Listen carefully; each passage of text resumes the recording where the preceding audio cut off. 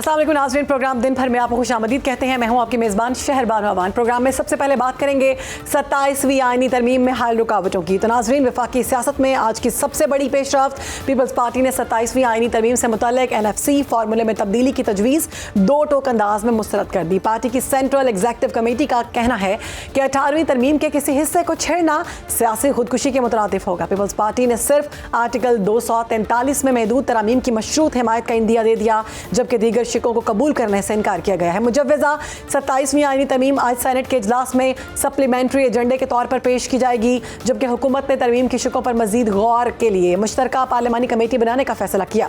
वज़ीर आला सिंध मुराद अली शाह का कहना है कि 18वीं तरमीम को रोल बैक नहीं होने देंगे। उनके मुताबिक सूबाई खुद मुख्तारी पर समझौता नहीं किया जा सकता।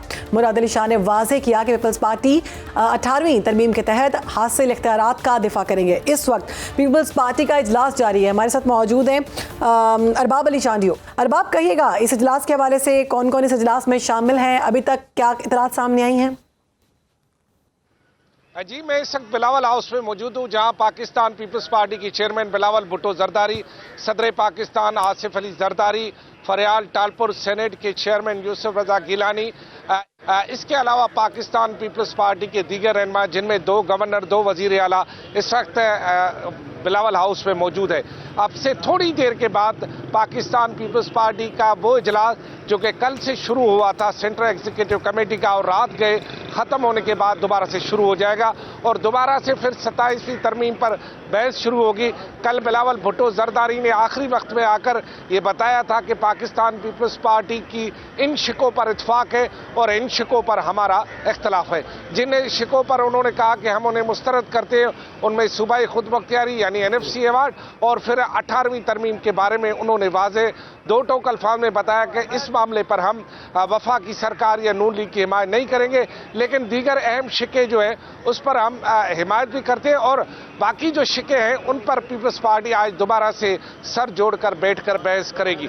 आज का इजलास इसलिए अहम है कि आज के इजलास के नतीजे के बाद पाकिस्तान पीपल्स पार्टी का मौक़िफ़ वाज़ेह हो जाएगा कि वो किन शिकों पर बरकरार है और किन शिकों पर उनको इख्तलाफ है या किन शिकों को वो एक तरफा तौर पर मुस्तरद करती है। लेकिन पीपल्स पार्टी इस बारे में बिल्कुल क्लियर है कि 27वीं तरमीम आनी चाहिए और 27वीं तरमीम के नतीजे में जिन शिकों की वो हिमायत करते हैं, वो चाहते हैं कि नून लीग और दीगर इत्तेहादी जमातें भी उसकी हिमायत कर जाए। इसीलिए ये इजलास रात गए तक जारी था, अब दोबारा से कंटिन्यू होने जा रहा है और इस बात का इम्कान है कि रात गए तक ये इजलास जारी रहेगा।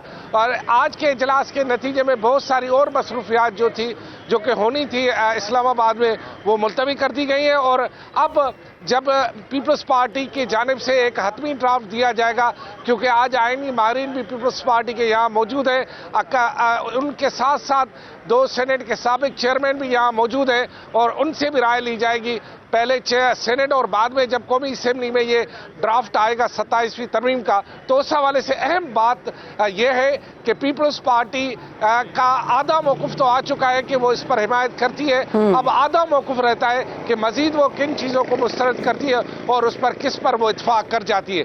यही बात लेकर आज बिलावल हाउस में एक बड़ी बैठक होने जा रही है और इस बैठक के नतीजे में ही पाकिस्तान में आइन में तरमीम के हवाले से एक अहम पेशरफ्त सामने आएगी और इसी पेशरफ्त के हवाले से नून लीग और दीगर जमातों को फिर एक बार फिर बैठकर इसी बिल को जो है हतमी शिकल देकर, ड्राफ्ट की शिकल में देकर कौमी असेंबली और सेनेट में लाया जाएगा और यही बात फिर काबीना में लाई जाएगी और वफाकी काबीना से फिर इसी बिल को एक जो है ड्राफ्ट की सूरत में मंजूर करके इसे फिर मुस्तकिल कानून बनाने के लिए सामने लाया जाएगा। जी ठीक है, नुमाइंदा खसूसी कराची अरबाब अली चांडियो इस मामले के हवाले से हमें का इसी पर बात करेंगे। हमारे साथ मौजूदा सीनियर तज्ज़ियाकार सलमान आबिद साहब। बहुत शुक्रिया सलमान साहब प्रोग्राम में वक्त देने के लिए। आप क्या समझते हैं कि 27वीं आईनी तरमीम दरअसल 18वीं तरमीम के इख्तियारात महदूद करने की कोशिश तो नहीं की जा रही?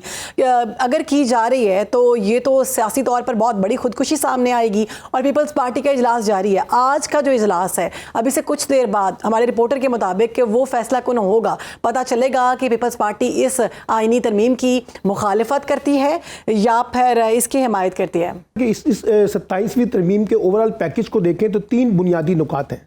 आपने अपने इंट्रो में कहा कि आर्टिकल 243 के अंदर जो है कुछ तब्दीलियां आनी है खासतौर पे इलाकाई सूरत हाल में। और दूसरी बात आपने खुद कर दी कि 18वीं तरमीम के तनाजुर में जो NFC अवार्ड की तकसीम है, सूबाई खुद मुख्तारी के मामलात हैं, तालीम, सेहत और पॉपुलेशन का डिपार्टमेंट है, वो सूबों से लेकर वापस वफाक को देना है। और तीसरा जो चीफ इलेक्शन कमिश्नर की तकरीरी का डेडलॉक है, जिसमें अपोजिशन लीडर की पाबंदी, जो उनकी रजामंदी है, वो मशरूत होती थी। तो ये 3-4 तरामीम है। लेकिन मैं आपको ये बताऊं कि 26वीं तरमीम जिस वक्त हो रही थी, इसी तरीके से पीपल्स पार्टी और बाकी जमातों ने शोर मचाया था।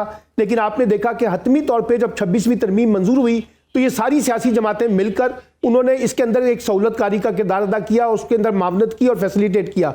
मैं अब भी कहता हूं कि 27वीं तरमीम मंजूर होगी, इसमें कोई बड़ी रुकावट नहीं होगी। अलबत्ता कुछ नुकात ऐसे हैं जिस पे पाकिस्तान पीपल्स पार्टी अपनी रिजर्वेशन शेयर कर रही है। और ये भी मैं आपको बताऊं, जो पीपल्स पार्टी अपनी रिजर्वेशन शेयर कर रही है 18वीं तरमीम के तनाजुर में, और कहा जा रहा है कि इस पर सियासी डेडलॉक है, इसमें भी जोड़ तोड़ होगा, पॉलिटिकल बार्गेनिंग होगी। और कुछ ही लोग ये कहते हैं कि पीपल्स पार्टी आज़ाद कश्मीर की हुकूमत चाहती है, तो आज़ाद कश्मीर की हुकूमत भी मिल सकती है उनको इस सारे मामले में।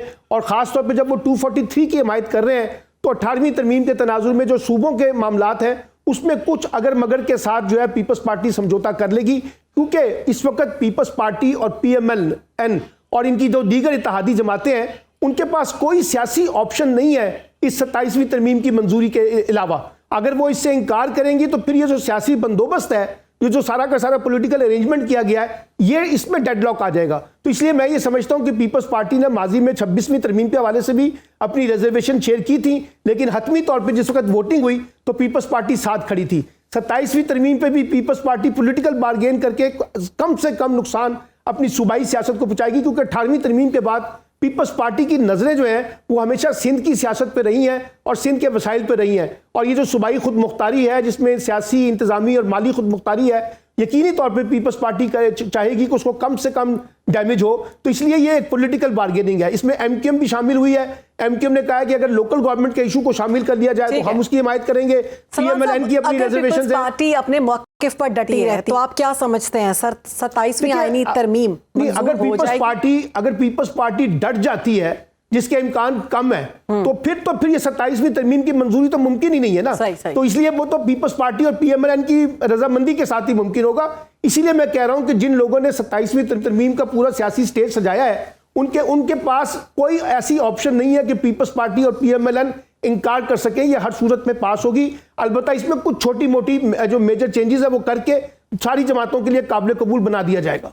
ठीक है, हमारे साथ ही रहेगा सलमान साहब। अभी हमें ज्वाइन किया है बैरिस्टर वकास मीर साहब ने, माहिर कानून है। बहुत शुक्रिया बैरिस्टर साहब। 27वीं आईनी तरमीम में कानूनी तौर पर कौन से ऐसे निकात हैं जो ज़्यादा मुतनाज़ हैं कानूनी हैसियत से, और हुकूमत की मुजव्वज़ा तरामीम की अगर हम बात करें तो आइन के बुनियादी ढांचे से कितनी मुतसादिम है ये? देखिए, मुतनाज़े तो इसको हमें नहीं बनाना चाहिए, बिकॉज ये तमाम चीज़ें जो एटलीस्ट जिनका ताल्लुक इंसाफ और कानून के निज़ाम से है, वो मिसाक जमहूरियत का हिस्सा थी, जिसमें सबसे बड़ी चीज़ ये है कि एक आइनी अदालत कायम की जाए जो कि तमाम आइनी सवालात जो उठे मुख्तलिफ मुकदमात में उनका फैसला करे और उन पे आखिरी हर्फ हो। उसके अलावा जो एक बात की जा रही है कि मैजिस्ट्रेसी का, एग्जीक्यूटिव मैजिस्ट्रेसी का निज़ाम किसी हद तक वापस लाया जाए और कुछ महदूद कानूनी मामलात जो हैं वो मैजिस्ट्रेट्स को दिया जाए।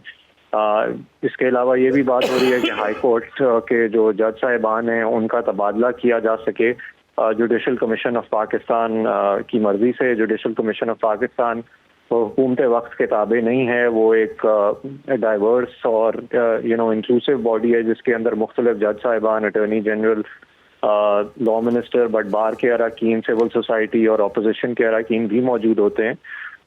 तो जो लोग ये कह रहे हैं कि आइन के बुनियादी ढांचे से मुतसादिम है, उनसे सवाल ये पूछना जरूरी है कि ये आइन का बुनियादी ढांचा है क्या, क्योंकि जिन लोगों ने ये आइन लिखा था उन्होंने इसके आर्टिकल 238 और 239 में ये बात वाज़े तौर पे लिख दी गई थी कि आइन में किसी भी किस्म की तरमीम का हक जो है वो पार्लियामान के पास है। और उसके अलावा इन्होंने ये लिख दिया था कि आइन में अगर कोई तरमीम की जाए तो उसको किसी अदालत में चैलेंज नहीं किया जाएगा। आइन के अल्फाज हैं ऑन एनी ग्राउंड व्हाट्सोएवर, यानी किसी भी चीज़ को जवाब बना के उसको अदालत में चैलेंज नहीं किया जा सकता कि आइनी तरमीम गैर आइनी है।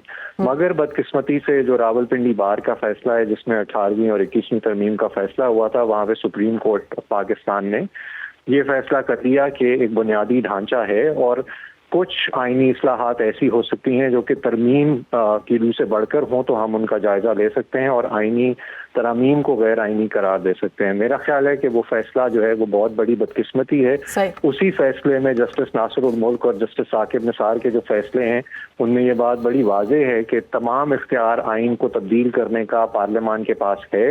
जिस आइन के बुनियादी ढांचे को हम बचाने की कोशिश कर रहे हैं वही आइन हमें इस बात की पे पाबंद करता है कि हम पार्लियामान जो आइन में तरमीम करे उसकी रिस्पेक्ट करें। और जिस तरह जस्टिस साकिब निसार ने अपने फैसले में कहा था, अंग्रेजी का जुमला था that the constitution does not and and it certainly did not begin with the जजेस।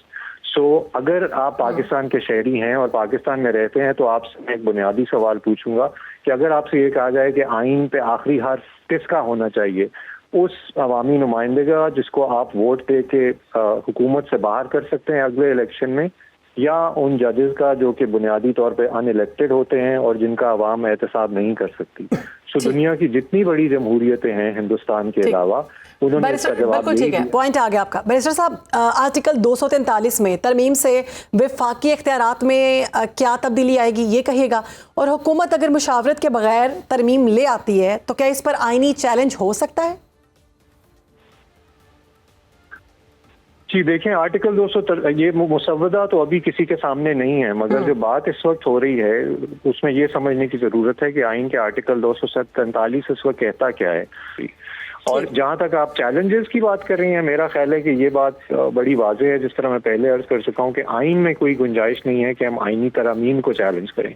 हिंदुस्तान में बदकिस्मती से ये बुनियादी ढांचे वाली बहस हुई। इंदिरा गांधी के दौरे हुकूमत में जब कुछ तरमीम की गई तो उनको अदालत में चैलेंज किया गया और सुप्रीम कोर्ट ने उन आइनी तरमीम को कल अदम करार दिया। और पाकिस्तान में बदकिस्मती से बहुत अरसे से एक ये कोशिश रही है कि चाहे वो हमने किसी वजीर आजम से जान छुड़वानी हो या आइन से कुछ निकलवाना हो या उसमें कुछ डलवाना हो तो हम अदालत का रुख करते हैं। हमारे मसाइल के तमाम मसाइल का हल जो है उसका दरवाज़ा अदालत से नहीं गुजरता। हमें अवामी नुमाइंदगान के पास जाके सवाल पूछना चाहिए और जो भी अपने तहफ़्फ़ुज़ात हैं उसका जिक्र उनसे करना चाहिए। बिल्कुल ठीक है बैरिस्टर साहब, आपका मौक़िफ़ आ गया। सलमान साहब, आपकी जानिब आऊँगी। आप क्या समझते हैं कि 27वीं आईनी तरमीम जो है वो मरकज़ और सूबों के दरमियान नए सियासी तसादुम को जन्म देगी? लेकिन काफ़ी अरसे से पाकिस्तान में 18वीं तरमीम के तनाजुर में ये बात की जा रही थी कि वफाक कमज़ोर हो गया और सूबे बहुत ज़्यादा खुद मुख्तार हो गए हैं और बहुत से मामलात में वफाक अपने आप को कमज़ोर समझता था, बल्कि वज़ीर आज़म और जो वफाकी वज़रा हैं वो समझते थे कि उनकी हुकूमत जो है वो इस्लामाबाद तक महदूद हो गई है। तो 18वीं तरमीम के ऊपर तो पाकिस्तान की सियासी और मिलिट्री लीडरशिप जो है बारहा अपने तहफ़्फ़ुज़ात का इजहार कर चुकी है। इसीलिए जो NFC अवार्ड की तकसीम और कुछ महकमे तालीम, सेहत और पॉपुलेशन को वफाक को देने की बातें हो रही हैं, ये बातें काफ़ी अरसे से हो रही थी और कुछ लोग तो काफ़ी अरसे से कह रहे थे कि 18वीं तरमीम के अंदर कुछ तरामीम होंगी और इसकी शक्ल बदली जाएगी ताकि वफाक और सूबों के दरमियान ताल्लुकात में बैलेंस कायम किया जा सके। अब सिर्फ देखना ही है कि जैसे भी बैरिस्टर साहब ने कहा कि मसवदा तो हमारे सामने आया नहीं है, अभी तो सिर्फ बातें हो रही हैं, तज्जिए हो रहे हैं, तबसरे हो रहे हैं अपनी अपनी ऑब्जर्वेशन की बेसिस के ऊपर, अपनी अपनी इंफॉर्मेशन की बेसिस पे। लेकिन एक बात, बुनियादी बात यह है कि जो सूबाई हुकूमतें हैं खास तौर पे वो सूबाई खुद मुख्तारी के ऊपर कंप्रोमाइज करने के लिए आसानी से तैयार नहीं होंगी। और खास तौर पे पीपल्स पार्टी जो 18वीं तरमीम की बानी भी है, किस्म की चैंपियन भी है, उसी ने उसको इनिशिएट भी किया था। लेकिन सवाल यह है कि इस वक्त जो पॉलिटिक्स हो रही है उसमें तो सियासी जमातें कमजोर पोजीशन के ऊपर खड़ी हैं, पार्लियामेंट कमजोर पोजीशन के ऊपर खड़ी है। यानी अब आप देखिए ना, जिस चीज के ऊपर हम बहस कर रहे हैं, तजिया कर रहे हैं, तबसरा कर रहे हैं, उसका मसवदा किसी के पास नहीं है। कल तक वफाकी वज़रा ये कहते थे कोई 27वीं तरमीम नहीं आ रही। जब बिलावल भुट्टो साहब ने ट्वीट किया तो पंडोरा में से एक पूरी नई बहस शुरू हो गई कि जनाब 27वीं तरमीम आ रही है। अब उसके सम्राट बताए जा रहे हैं कि जनाब ये सम्राट हैं, होंगे सम्राट, लेकिन सवाल यह कि पहले वो मसवदा तो पेश कर दिया जाए। ना वो कैबिनेट में पेश किया गया है, ना वो पार्लिमानी जमातों के पास है, ना वो पार्लियामेंट के पास आया है, ना पार्लिमानी अरकान के पास आया है, ना अपोजिशन के पास आया है, ना कानूनी माहिरीन के पास आया है। तो मैं ये समझता हूं कि एक जो मुशावरत जो आपने सवाल उठाया था कि अगर आप जाना चाह रहे हैं तो फिर एक बड़ी मुशावरत की तरफ जाएं। ये जो 26वीं तरमीम जिस उजलत में की गई थी रातों रात, क्योंकि पाकिस्तान में पहले ही पॉलिटिकल पोलराइजेशन बहुत ज्यादा है, वो पॉलिटिक्स में भी है, जुडिशरी में भी है, मुशावरत से होने चाहिए। बहुत शुक्रिया, हमारे साथ मौजूद थे बैरिस्टर वकास मीर। और तज़ियाकार सलमान आबिद साहब इस सारे मामले में गुफ्तगू कर रहे थे। आगे बढ़ेंगे, आपको बताएंगे नाजरीन। इस्तांबुल में पाकिस्तान और अफगानिस्तान के दरमियान मुज़ाकरात का तीसरा दौर जारी है। पाकिस्तानी वफ़द की क़यादत मशीर कौमी सलामती लेफ्टिनेंट जनरल आसिम मलिक कर रहे हैं, जबकि अफगान वफ़द मुल्ला अब्दुल हक वासिक की सरबराही में मुज़ाकरात में शरीक हैं। फ़रीक़ैन के दरमियान पिछले मुआहदों पर अमल दरामद और साइल की निगरानी और तस्दीकी निज़ाम पर तफसीली गुफ्तगू जारी है। पाकिस्तानी हुकाम के मुताबिक इस्लामाबाद का मौक़िफ़ वाज़ेह है कि अफगान सरजमीन पाकिस्तान मुखालिफ दहशतगर्दी के लिए इस्तेमाल नहीं होनी चाहिए। पाकिस्तान ने मुज़ाकरात में अपने एक निकाती एजेंडे यानी दहशतगर्दी के खात्मे पर सख्त मौक़िफ़ बरकरार रखा है और उम्मीद जाहिर की है कि अफगान तालिबान के तसलसल और खित्ते के इस्तेहकाम के लिए अमली इक़दाम कर रहे हैं। दूसरी जानब चमन बॉर्डर पर अफगान फोर्सेज की बिलाश्तियाल फायरिंग के वाक़े में पाकिस्तानी सिक्योरिटी फोर्सेज ने मुअस्सर और ज़िम्मेदाराना जवाब दिया। वज़ारत इत्तलात के मुताबिक सूरत हाल पर फौरी काबू पा लिया गया और जंग बंदी बदस्तूर बरकरार है। पाकिस्तान ने वाज़ेह किया कि वो मुज़ाकराती अमल के तसलसल और क़याम अमन के अज़्म पर कायम है और तवक्को रखते हैं कि अफगान हुक्काम भी इसी जज्बे से ताउन जारी रखेंगे। इसी पर बात करेंगे, हमारे गेस्ट हमें ज्वाइन कर चुके हैं, रिटायर्ड हैं एयर कॉमोडोर खालिद चिश्ती साहब। बहुत शुक्रिया खालिद साहब प्रोग्राम में वक्त देने के लिए। इस्तांबुल मुज़ाकरात के इस तीसरे दौर में पाकिस्तान जो है एक निकाती एजेंडे में सामने आया है और एक ही बात बार बार की जा रही है कि दहशतगर्दी नहीं होनी चाहिए, दहशतगर्दी का मुकम्मल खात्मा होना चाहिए। आप क्या समझते हैं, किस हद तक मौसर हिकमत अमली सामने आएगी? देखिए, सारा डिपेंडेंट तो इंटेंशंस पर है और ये सब कुछ क्योंकि ऑब्जर्वेशन पाकिस्तान की रियलिटी बेस्ड है, किसी परसेप्शन पर नहीं है, कोई नैरेटिव नहीं है, ये पाकिस्तान की सिर्फ ओपिनियन नहीं है। हमने कई महीनों से ये दहशतगर्दी देखी है, उसका मुकाबला करने की कोशिश कर रहे हैं थ्रू आउट और फिर नुकसान उठाया है हमने, जाहिर है शहीदों की शक्ल में और जो सैबोटाज या टेररिज्म एक्टिविटीज यहाँ पर होती है।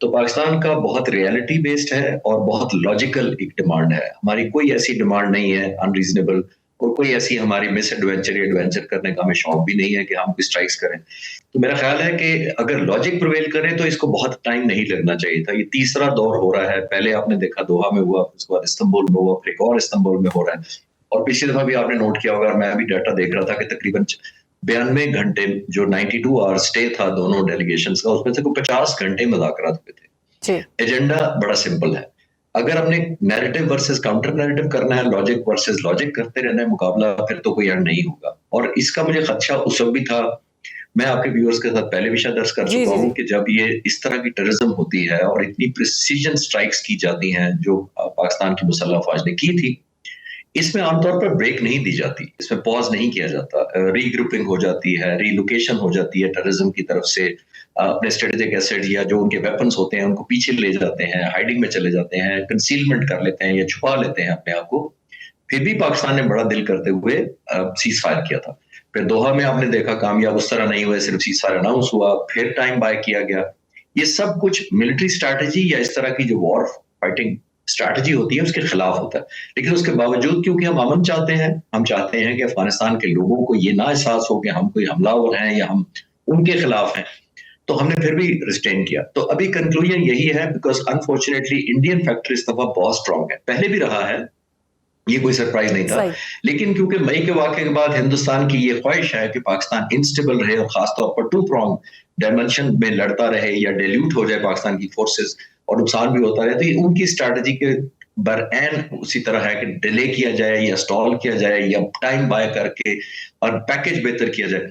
और आखिरी इसमें जुमला ये है शहरबानों के, अनफॉर्चुनेटली तालिबान का भी यही रहा है इतने सालों में, वो चाहते हैं कि बार्गेन होती रहे, नेगोशिएशन में बेहतर से बेहतर उनकी प्राइस लगाई जाए, उनको कीमत जो डिमांड करते हैं वो मीट की जाए, या डिप्लोमेटिक फेवर चाहते हैं जैसे रिकग्निशन है या दूसरी चीजें हैं, वो इसको एज ए टूल इस्तेमाल कर रहे हैं, इसको वेपन ऑफ स्ट्रैटेजी के तौर पे यूज कर रहे हैं। लेकिन हमने जाहिर देख लिया कि हमारी जो अल्हम्दुलिल्लाह एक याद रखना चाहिए उनको कि हमारी पावर टू पनिश या पावर टू डोमिनेट ये है, वो पावर टू बार्गेन भी हमारी वही है, जो कि जाहिर है हम बाय चॉइस नहीं इस्तेमाल करना चाहेंगे।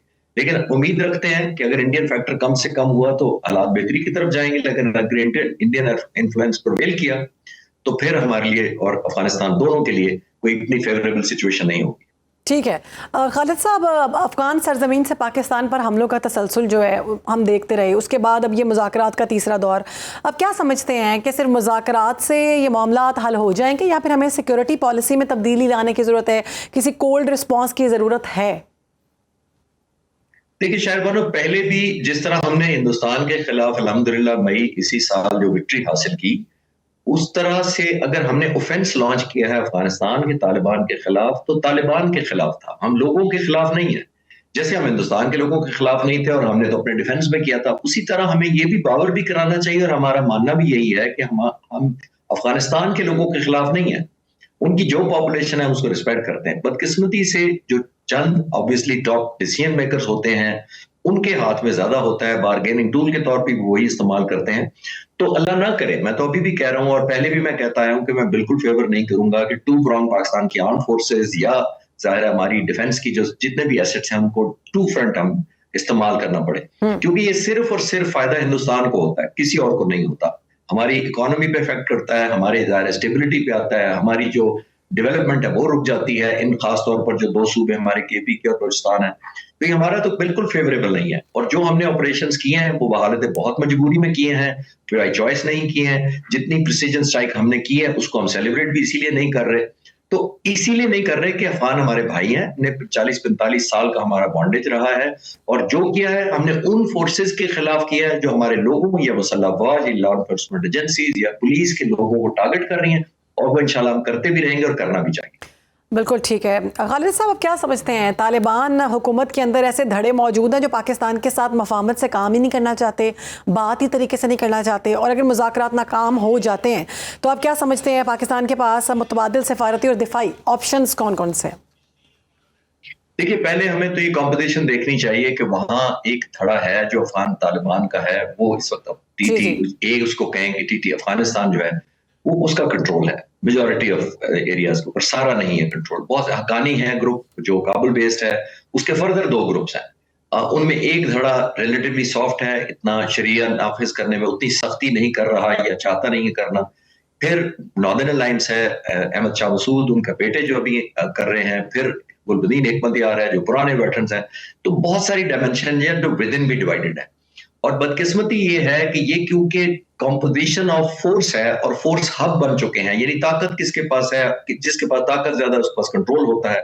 तो ये जो धड़े होते हैं एक दूसरे का एक अनरिटन रिस्पेक्ट भी करते हैं। अनरिटन रिस्पेक्ट का मतलब है कि उनको पता होता है कि अगर आज मैंने सख्ती की तो हो सकता है 1 या 2 या 3 धड़े आपस में मिलकर मेरी हुकूमत, जो फोर्स अप्लाई करेगा उसकी हुकूमत गिरा दे। तो ये लिव एंड लेट लिव वाली पॉलिसी पे अमल करते हैं, और लिव एंड लेट के अंदर इंस्टेबिलिटी ही उनकी एक लाइफ लाइन है।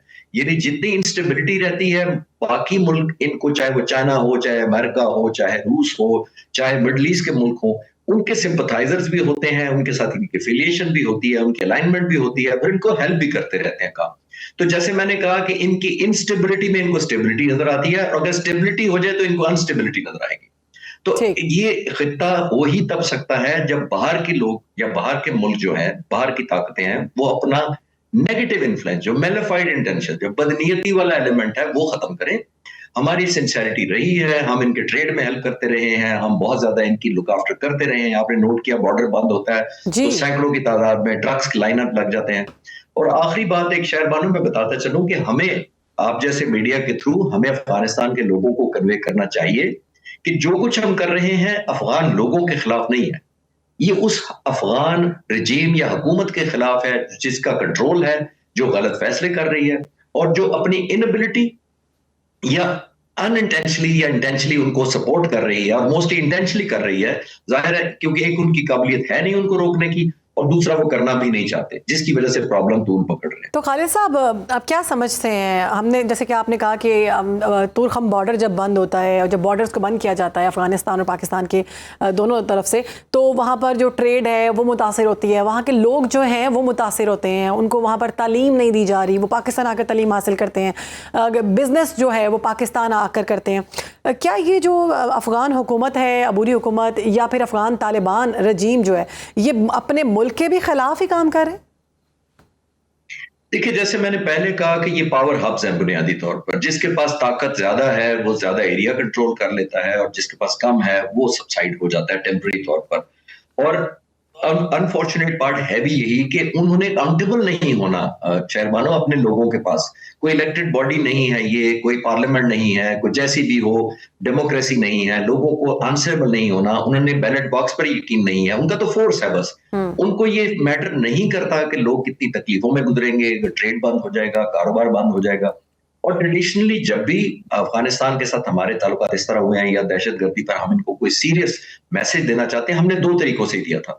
या हम ट्रेड बंद कर देते हैं, या हम जो अफगान महाजरीन है उनको कहते हैं कि हम इनको पुश बैक करेंगे और वापस चले जाएंगे। ये तो पहली दफा हमने एक आर्म्ड या रेजिस्टेंस दिखाई है अपना, या एक रिजॉल्व दिखाया है, जो अंडर एस्टिमेट ये करते रहे हैं कि शायद हमारा या तो सलाहियत नहीं है इन हाइडआउट्स को जो तालिबान की टीटीपी के हैं उनको पहुंचने की, हमारे पास इंफॉर्मेशन नहीं है, या फिर हमारा हौसला नहीं है।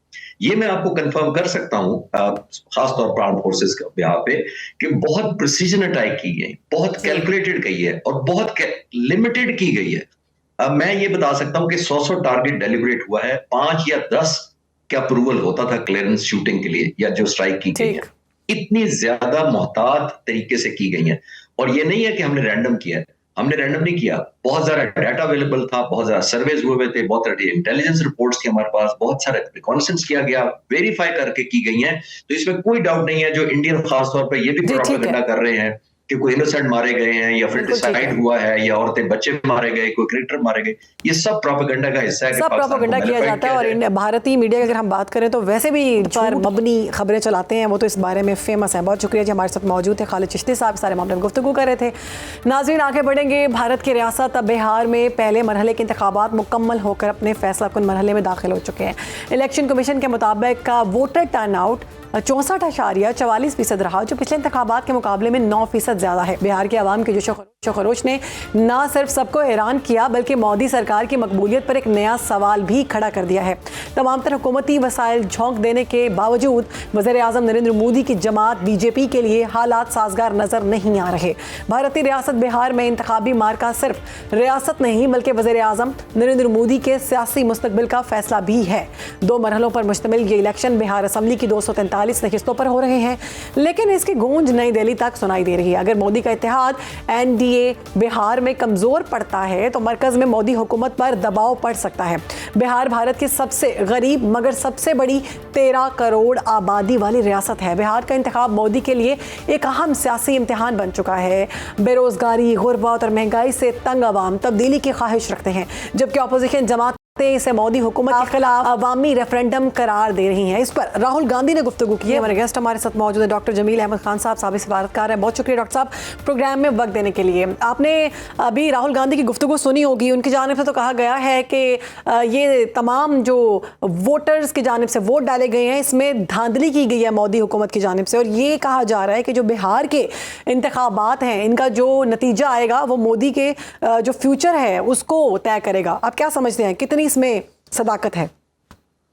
ये जो आरएसएस प्रोपेल्ड बीजेपी गवर्नमेंट है, ये इसको अपनी धांधलियों से माइनॉरिटी को हर लिहाज से सप्रेस करने का और वोट को और ख़ास तौर पर जिस तरीके से रिगिंग करके इलेक्शन को जीतने का इनका पहले से वतीरा रहा है, तो बिहार में भी वही किया जा रहा है, उसी कोशिश। लेकिन बिहार में काफ़ी एक्सपोज हो चुके हैं, क्योंकि बिहार में जिस तरीके से एक एक नाम को आपने अभी राहुल गांधी को भी सुना कि 100, 150, 200 मरतबा रिफ्लेक्ट किया गया है और मुख्तलिफ वोटिंग लिस्ट में, वोटर्स लिस्ट में उनको शामिल किया गया है। इसी तरह माइनॉरिटीज को जो उनके फेवर में नहीं थे उनको निकाला गया है वोटिंग लिस्ट से। तो ये तमाम हरबे इख्तियार किए जा रहे हैं। वजह उसकी क्या है? मोदी हुकूमत को ये पता पड़ गया है कि उसकी डोमेस्टिक पॉलिटिक्स पे जो कारी ज़रब लगी है, खास तौर पर ऑपरेशन सिंदूर के जो उन्होंने कोशिश की खिलवाड़ करने की पाकिस्तान के साथ और मार्का हक में जो उनको जवाब मिला, तो उसके बाद और जो 8 जहाज जिस तरह डोनाल्ड ट्रंप कह रहे हैं जो उनके गिरे, तो उसको छुपाते रहे मोदी एडमिनिस्ट्रेशन, जिससे उनकी अपनी पब्लिक का कॉन्फिडेंस खत्म हो गया है। और जो आइंदा आने वाला इलेक्शन है, दरअसल कोशिश सारी ये है कि न सिर्फ अपनी आवाम को बल्कि दुनिया को बताया जाए कि आइंदा आने वाले इलेक्शन में दोबारा बीजेपी जीतेगी। हालांकि बीजेपी को इस खास तौर पर मौका हक के बाद और जो उनके अपने मामलात हैं अपने मुल्क में, उसकी वजह से जिसमें गुर्बत है, जिसमें मार्जिनलाइजेशन है, जिसमें माइनॉरिटीज को क्रिश्चियंस, सिख, ईसाई, हिंदू सारों के साथ जो ज्यादतियां हो रही हैं, जिस तरह कानून को तब्दील किया जा रहा है मार्जिनलाइज करने के लिए, तो उन तमाम चीजों को यकजा करके देखा जाए तो वो उनकी पॉपुलैरिटी में इससे फर्क पड़ा। लेकिन सबसे कारी ज़रब उनको इसी बात की लगी है कि जो डोमेस्टिक उनका ग्राफ गिरा है झूठ बोलने पर, खास तौर पर जब ये जंग के हवाले से झूठ बोला जाता रहा, कराची फतह हो गया, लाहौर के पोर्ट पर आ गई थी, ये तमाम चीजें जब हुई तो उसकी वजह से। अब रहा सवाल बिहार, क्योंकि बिहार एक गरीब सा प्रोविंस है और उसमें एलिजिबल वोटर्स को 75 मिलियन के करीब एलिजिबल वोटर्स हैं और 4,000 यानी कि 4 लाख पोलिंग स्टाफ उसमें तैनात किया गया है और 45,000 के करीब पोलिंग स्टेशंस हैं। तो ये एक बहुत बड़ी, इसमें हुकूमत की तमाम ज़रायों को इस्तेमाल किया गया है ताकि किसी तरह से ये इलेक्शन जीत के अपने डोमेस्टिक ऑडियंस को और बताया जाए उनको कि हम अभी भी पॉपुलर हैं, बीजेपी की हुकूमत अभी भी पॉपुलर है। उसकी वजह से सारा जोर लगाया जा रहा है और उसी वजह से जो उनके अपने ही अपोजिशन उनको एक्सपोज कर रही है वोटर लिस्ट के लिहाज से, माइनॉरिटी के लिहाज से, गवर्नमेंट के तमाम मशीनरी को इस्तेमाल करने के लिहाज से, और चीफ मिनिस्टर नीतीश कुमार के जो तमाम हरबे जो पिछले 20 सालों से तकरीबन विराजमान है इस पे, अब इस पोजीशन पर बीजेपी के अलाई हैं वो, तो उनकी वजह से ये सारे का सारा किया जा रहा है, क्योंकि 20 साल से वो विराजमान है। उसकी वजह से उन्होंने गवर्नमेंट के तमाम हरबे इस्तेमाल किए हैं, उसमें कुछ और भी टूल्स इस्तेमाल किए हैं कि वेलफेयर, फाइनेंशियल स्कीम्स उन्होंने निकाली हैं ताकि जो वहाँ की 50% आबादी है ख्वातीन की, उनको घरों से वोटिंग के लिए निकाला जाए। तमाम हरबे इस्तेमाल करने के बावजूद जो उनकी हालत है अभी भी, वो भी कंपटीशन काफी टफ जा रहा है। वोटर्स टर्न लिस्ट जो है, टर्न आउट इस वक्त 9% पिछली दफा से ज्यादा आया है। इसका मतलब अपोजिशन ने काफी इस पे काम किया है। और फिर उस लिहाज से देखा जाए तो बिहार का इलेक्शन इसलिए भी क्रूशल है कि मोदी की पॉलिटिकल फ्यूचर का इसी पर दारोमदार है कि बिहार के इलेक्शन का 14 तारीख को क्या रिजल्ट आता है। और इस अलायंस में मोदी जो नजर आ रहे हैं वीकनेस उसकी, वो साफ नजर आ रही है, जिसको ओवरकम करने के लिए मोदी ने ये तमाम हरबे अपने एलाइज के जरिए डॉक्टर साहब, अगर बीजेपी को बिहार में धचका लगता है तो आप क्या समझते हैं, इसके असरात सिर्फ रियासती सियासत तक महदूद रहेंगे या मरकज की हुकूमत पर भी दबाव बढ़ेगा? जैसे न्यूयॉर्क के इलेक्शन का असर, न्यूयॉर्क के अपने उनके डेमोक्रेट्स और रिपब्लिकन कह रहे हैं कि उसका असर न सिर्फ मिड टर्म इलेक्शन में पड़ेगा वहां अमेरिका में, बल्कि उनके मेन इलेक्शन 2028 में भी पड़ेगा। इसी तरह ये प्रोविंशियल इलेक्शन के अलावा इंडिया में मरकज पर भी पड़ेगा, क्योंकि असल तो चीज तासुर का है। जो अवाम में तासुर फैला है वो एक बात से नहीं फैलता, उसका मजमूई तौर पर ओवरऑल हुकूमत की जो कारकर्दगी अपनी जगह पर, हुकूमत की जो कॉन्फिडेंस बिल्डिंग है, एक जो अवाम और हुकूमत का रिश्ता है, जब वो टूटता जाए आहिस्ता आहिस्ता तो फिर उनकी कुर्सियां मुतजलजल होना शुरू हो जाती हैं। और इसीलिए ये सेटबैक यकीनन है और ये it's ringing the alarm bell in the ears of the BJP people. और जिसकी वजह से आपके सवाल का एक लाइन में जवाब ये है कि हाँ, इसका मरकज पे भी असर पड़ेगा और ये पॉलिटिकल जो सफर है इसमें अब ये सफर काफी कठिन होता जा रहा है। इससे हटकर जिस तरह के DGISPR ने भी जिक्र किया था कि ट्राइशोल जो है एक्सरसाइज चल रही है हमारी सरक्रीक के एरिया में, उसमें भी मसल फ्लेक्सिंग करने की कोशिश की जा सकती है। और उसकी भी वजह यही है कि जो उनको हजीमत हुई है, जो कॉन्फिडेंस खत्म हुआ है लोगों का, जो उनका ग्राफ गिरा है बीजेपी का की हुकूमत का, उसको रिस्टोर करने के लिए। मुख्तसरन बात ये कि जो वोटर्स को, जो उनके अपोजिट, बिहार की बात दोबारा अगर की जाए तो जो उनके अपोजिशन के लोगों के वोटर्स थे उनको सप्रेस करने के लिए हर बार अख्तियार किया गया है। और उसके बाद अब देखना यह है कि धांधली किस हद तक होती है, क्योंकि दुनिया की नजरें हैं इसमें। नस्ल, रंग, मजहब, सारों को इसमें इस्तेमाल किया गया है। और उस चीज को मद्देनजर रखते हुए अगर देखा जाए तो उसमें यहाँ तक कि कैंडिडेट को कत्ल कर दिया गया। इसी उसमें नाम उसका है दुलार चंद यादव, उसको कत्ल कर दिया गया इसी प्रोसेस में।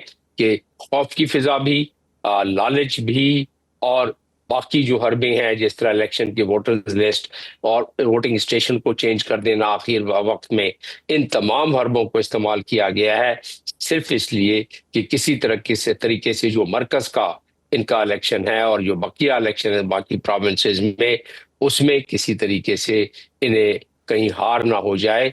और स्लोगन जो है, ऐसे ऐसे स्लोगन लगाए जा रहे हैं जिसमें कि मजहबी तफरका बंदी की भी बात सुनी जा रही है, जिसमें कि कास्ट, क्रीड और रिलीजन की भी बात सुनी जा रही है, नेशनलिस्ट फीलिंग बहुत ज्यादा फैलाई जा रही है और उसमें खास तौर पर लेवरेज किया जा रहा है हिंदू नेशनलिस्ट आइडियोलॉजी को। तो ये तमाम चीजें हर लिहाज से बीजेपी गवर्नमेंट अपनी, जिसे कहा जाए कि ताबड़तोड़ कोशिश कर रही है कि किसी तरीके से इस इलेक्शन से की वजह से पूरे मुल्क का तासुर किसी तरह से गलत ना हो, बिगड़ ना जाए, जिसकी वजह से अगला इलेक्शन। अभी बज़ाहिर तो ये लग रहा है कि मोदी का जो तरक्की और हिंदुत्व का बयानिया था अवाम ने मुस्तरद कर दिया। मौजूद थे डॉक्टर जमील अहमद खान और इस सारे मामले पर गुफ्तगू कर रहे थे। एक ब्रेक ले रहे हैं, ब्रेक के बाद हाजिर होंगे। वेलकम बैक नाज़रीन। कौमी एयरलाइन में बहरान शिद्दत इख्तियार कर गया। एयरक्राफ्ट इंजीनियर्स की हड़ताल चौथे रोज़ भी दाखिल हो चुकी है। आज भी 14 परवाजें मनसूख कर दी गई हैं, जबकि तख़ीर का दौरानिया 13 घंटे तक बढ़ाया जा रहा है। मुसाफिर परेशान हैं और इंतज़ामिया बेबस दिखाई दे रही है। ज़राए के मुताबिक हड़ताल के बायस कराची, लाहौर, इस्लामाबाद, पेशावर, फैसलाबाद और मुल्तान से जाने वाली मुतादिद परवाजें मुतासर हो रही हैं। मजमूई तौर पर 39 परवाजें मनसूख की जा चुकी हैं, जिससे शेड्यूल मुकम्मल तौर पर दरहम बरहम होकर रह गए। वाज़ेह रहे कि एयरक्राफ्ट इंजीनियर्स तनख्वाहों में इजाफे का मुतालबा कर रहे हैं। दूसरी जानिब इंतज़ामिया ने एहतजाज में पेश हो रहने वाली सोसाइटी ऑफ एयरक्राफ्टिंग इंजीनियर्स के सदर और सेक्रेटरी को मुलाजमत से बरतरफ कर दिया है, जिसके बाद सूरत हाल मज़ीद कशीदा हो चुकी है। हम देख रहे हैं कि कितने दिनों से ये PIA का ये मामला सामने आ रहा है। बड़ी मुश्किल से हमने देखा कि इंटरनेशनल फ़्लाइट्स जो हैं उनको बहाल किया गया PIA की, और एक खुशी की लहर थी जो लोगों में फैली। लेकिन उसके बाद एक नई चीज़ सामने आई कि अब इंजीनियर्स की जानिब से हड़ताल की गई। इससे पहले भी हमने तर्जुमान से बात की, उन्होंने कहा कि हम इस मामले को देख रहे हैं, मामले को बेहतर करने की कोशिश कर रहे हैं। अभी से कुछ देर बाद हम कोशिश करेंगे कि हमारे साथ PIA के तर्जुमान हमारे साथ मौजूद हों, उनसे जानें कि ये मामला अभी तक हल क्यों नहीं हुआ, इतनी ताख़ीर क्यों की जा रही है आखिर। क्योंकि ये कौमी ख़जाने में बहुत बड़ा नुकसान हो रहा है कि आपकी एक जो एयरलाइन है वो इतने दिनों से इस तरह से मुतासिर हो रही है, उसके जो मुसाफिर हैं वो मुतासिर हो रहे हैं। अगर इतनी साख ख़राब हो जाए तो मुसाफिर फिर उस तैयारे पे या उस एयरलाइन पे सफ़र करना पसंद नहीं करते, जहाँ पर बहुत इस तरह के मामलात हों कि आपने टिकट करवाई और उसके बाद ताख़ीर का मामला हो गया। और ये तो इंतहा हो चुकी है कि आज चौथा रोज़ है और इस सारे मामले पर अभी तक कुछ भी नहीं हो सका। इंतज़ामिया के पास इस बहरान को फौरी हल करने के लिए ऐसे लगता है कि कोई हल मौजूद नहीं है, क्योंकि जब हमने बात करने की कोशिश की तो हमें ये मालूम हुआ कि हम तो हल कर रहे हैं, हमने सब कुछ कर लिए, हम बातें कर रहे हैं। जबकि अगर हम तर्जुमान उनकी बात करें इंजीनियर्स की, तो उनकी जानिब से ये कहना है कि हम पिछले 2 महीनों से अपने मुतालिबात की बात कर रहे हैं, हम हक़ की बात कर रहे हैं। उनका ये मौक़िफ़ है कि हमने अपने बाजू पर ब्लैक पट्टियाँ भी बांधी और हमने एहतजाज किया कि कोई हमसे पूछे कि ये सब कुछ क्यों किया जा रहा है। लेकिन जो तर्जुमान PIA थे या जो मैनेजमेंट थी, उन लोगों ने बिल्कुल भी हमारी बात नहीं सुनी। तो आई थिंक इस पर बात करते हैं। हमारे साथ मौजूद है तर्जुमान PIA अब्दुल्ला हफीज़ साहब। अब्दुल्ला साहब, बहुत शुक्रिया प्रोग्राम में वक्त देने के लिए। पहले भी आपसे बात हुई थी, ये मामला चौथे रोज़ में दाखिल हो चुके हैं। इंतज़ामिया की जानिब से इस बहरान को हल करने के लिए क्या इक़दाम किए गए हैं? बहुत शुक्रिया। देखें, जिस तरह मैंने आपको गुज़श्ता बल्कि 1-2 दिन पहले भी आपके साथ इस प्रोग्राम के अंदर डिस्कशन हुई थी, इंतज़ामिया मुतबादिल ज़राए से अपना ऑपरेशन चला रही है। आज भी हमारी तकरीबन 52 फ़्लाइट्स ऑपरेट हुई हैं, उसमें से कुछ ताख़ीर का शिकार हुई जो कि प्राइमरीली ऑपरेशनल नेचर के रीज़न की वजह से थी, लेकिन अदर देन दैट हमारा ऑपरेशन जो है वो चल रहा है, बहाल है। हमारी तमाम प्राइमरी फ़्लाइट्स जो हैं वो अपने टाइम और औकात के मुताबिक, औकात-ए-कार के मुताबिक चल रही हैं। जहाँ तक उन इंजीनियर्स का ताल्लुक है कि जिन लोगों ने ये पूरी डिसरप्शन या इंडस्ट्रियल अनरेस्ट क्रिएट किया हुआ है, उनको भी जो उनके जो बड़े थे जिनकी वजह से पूरा शुरू हुआ था, वो आपको जिस तरह खुद पता है कि वो बरतरफ कर दिए गए क्योंकि वो ऑलरेडी एडमिनिस्ट्रेटिव इंक्वायरी के शिकार थे या उससे वो गुजर रहे थे।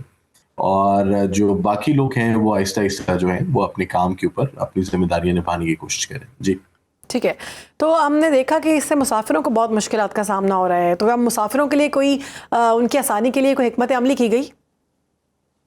देखिए जी, मुसाफिर जो है वो हमारी अटमोस्ट प्रायोरिटी है और हमारे सीईओ और बाकी इंतज़ामिया इस बात में बहुत ज़्यादा क्लियर है कि जी मुसाफिरों को किसी किस्म की ज़हमत नहीं होनी चाहिए और तमाम ऐसे इक़दामात लिए जाने चाहिए कि जिसकी वजह से उनकी डिस्ट्रप्शन कम अज़ कम हो।